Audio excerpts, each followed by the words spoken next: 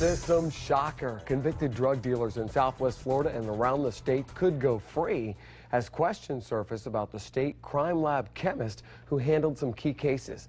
The chemist, who's now under the investigation by the Florida Department of Law Enforcement, is accused of tampering with drug evidence in more than half of Florida's 67 counties, including both Lee and Collier counties. 4 in Your Corner, Sarah Belsole is asking the Lee County Sheriff for his take. The statewide investigation started when investigators noticed missing pain pills in a Pensacola case. That led them to a state crime lab worker who they say was taking pain pills and replacing it with over-the-counter medication.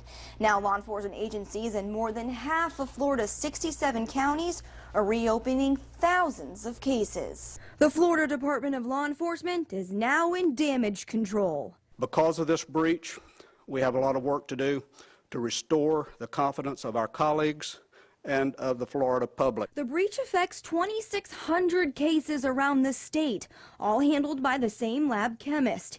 He's accused of stealing pain pills meant to be used as evidence. Lee County Sheriff Mike Scott says local law enforcement will now have to reopen more than 100 cases.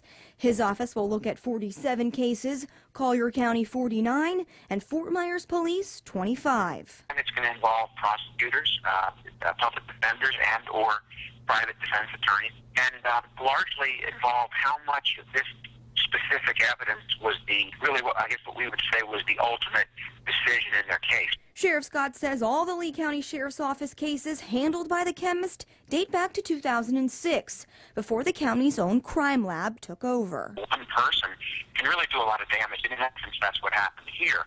Scott says his office will now start combing through the cases to make sure no one was wrongly convicted and that the rightfully convicted don't walk free. I'm sure I join my fellow sheriffs, chiefs, and obviously the commissioner with an apology to the public for what has happened. The chemist is under investigation and no longer working for the state. Sheriff Scott says he's meeting with the FDLE commissioner and other sheriffs from counties across the state tomorrow to discuss how to move forward with this investigation. Sarah Belsole, Fox 4 in Your Corner.